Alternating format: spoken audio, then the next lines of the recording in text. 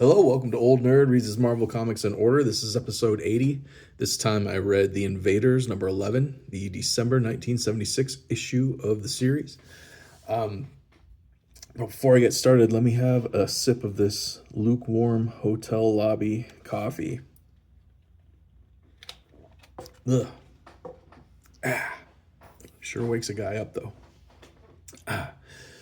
Okay, this one, it's kind of a standalone story. It moves the story of Union Jack and Spitfire ahead, but it's kind of a standalone story. But it's jam packed. Last issue, if you remember the video I did for that one was like a fill-in issue. And issue number 10 was, because they had just switched the Invaders over from bi-monthly to monthly, so they were in a pinch. And last issue had a reprint of a Captain America comics from 1941. I had to look it up because it didn't say anything about like where it came from in the actual issue. So I had to look it up, but it was from Captain America Comics. It was issue number 22 from 1941. And I could only find the names of the artists, Al Avison and Al Gabriel. It didn't say who wrote it, and I didn't really look into it any further than that. But so last issue was kind of a fill-in issue, and I feel like this was probably supposed to be number 10. Because this picks up like after the fight with Baron Blood, the showdown, and Jacqueline and Lord Falsworth are getting taken to the hospital by the Invaders because they both received injuries in the fight. And of course, this is during World War II, so you've got British soldiers here. This is the usual creative team. We got Roy Thomas, writer and editor, Frank Robbins and Frank Springer on art, Russos, I can't remember what G stands for, Gregory maybe, colorist, and John Costanza, letterer. But I'm really enjoying Frank Robbins' artwork. I don't know if I should say Frank Robbins and Frank Springer. Is the inking on this what's making it appealing to me? I don't know. It could be because there's awfully heavy ink lines, I think. So maybe when I'm acknowledging how I feel about the artwork, I should mention both penciler and inker for this case. But I'm really liking the artwork. This is really good stuff, and he kind of gets better every issue as far as I'm concerned. And Roy Thomas, who I mentioned a couple videos ago, who's writing Fantastic Four, like he can be either silly or serious, and I feel like he's most serious with Conan the Barbarian, his writing on that, and he's the least serious when he's writing the Fantastic Four, which is kind of strange to me, but it works. It's fine. I don't have any problem with it.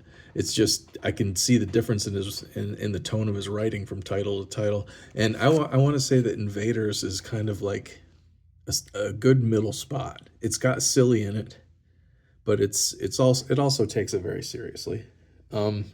So that's my commentary on the writing on Roy Thomas in particular. But this copy is pretty nice shape.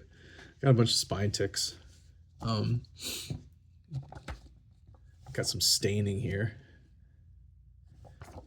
and the pages are of course off-white because it's nearly 50 years old, of course, but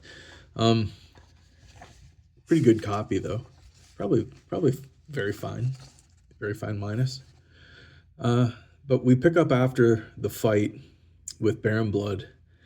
Lord Falsworth's legs have been crushed by a boulder, and Spitfire, at this time Jacqueline Falsworth, she's been bit by Baron Blood, and she's just about dead from loss of blood or contamination of the blood, and she's unconscious. They get her into the hospital, and they get looking at Jacqueline Falsworth, and she needs a total transfusion. And since the Human Torch has a crush on her, he jumps right in and volunteers his blood. And right then, in the middle of this crucial operation to keep Jacqueline Falsworth alive, the power goes out. So the invaders, this is where it gets a little silly, but not terribly silly. So the power's gone out, the lights have gone out in the operating room. Um, the torch, he's giving, he's hooked up, giving transfusion to Jacqueline Fallsworth of his blood, but he's weak. So, but he can, hold up a hand and make a little fire flame, but he's too weak to light up the whole room. So Cap holds up his shield to reflect it, so the doctors can continue operating. Meanwhile, Toro and the Submariner go to the generator room, and the Submariner rips the guard off of the generator and starts running on it to spin it to generate electricity, and the lights come back on.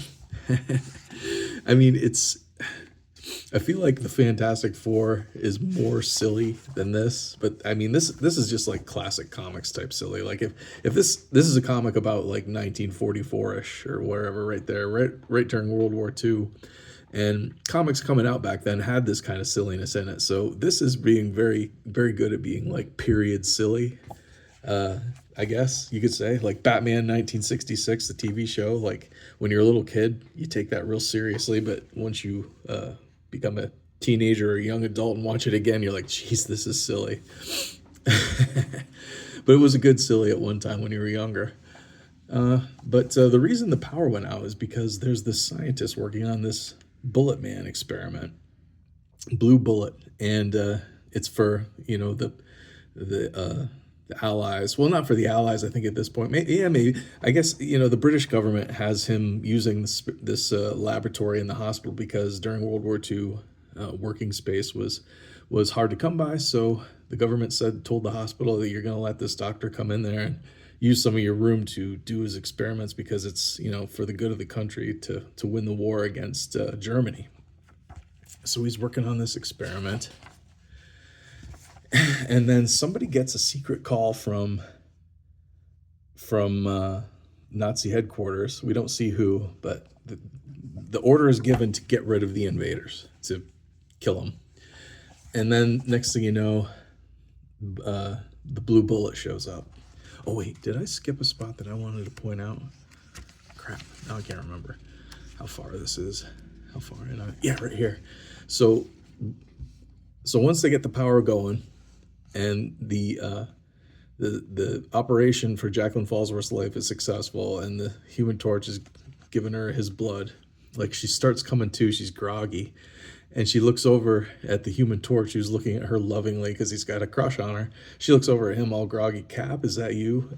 He just flops over like a 13-year-old girl who just had her heart broken. But anyway, back to the story. The Submariner gets in a fight and gets knocked out, of course. Cap tries to stop the Blue Bullet with a shield. Bucky gets in on it. This wakes up the Human Torch from his heartbroken stupor, but he's still weak, and then he passes out at the sound of battle. And then the Blue Bullet crashes right through a wall and into the recovery room where Jacqueline and the Human Torch are.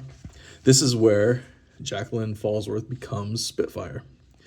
So she reaches for the Human Torch. She wants to, her first instinct is to save the other person in the room with her, like a good hero. And in doing so, and reaching to get him, she just takes off and starts flying.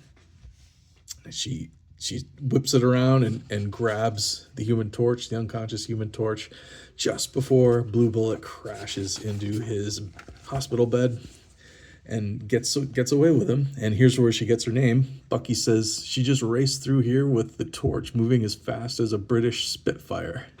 So that was like famous British warplane at the time. So that's how she got her name. I don't think she says it in this issue, but maybe in the next issue she will. She gets outside with a torch just as the Blue Bullet comes crashing through another wall. She's going to get traumatized about things crashing through walls for the rest of her life. But Namor, he's come to, and he wants a rematch, and bam, takes out the Blue Bullet. See, this is where Frank. Let's see, I get it confused. Frank Robbins.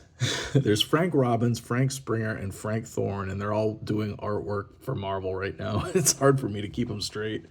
But this is where I really enjoyed his artwork. I think he would have done good with like sci-fi with rocket ships, you know, old classic 1950s type sci-fi with rocket ships and moon bases.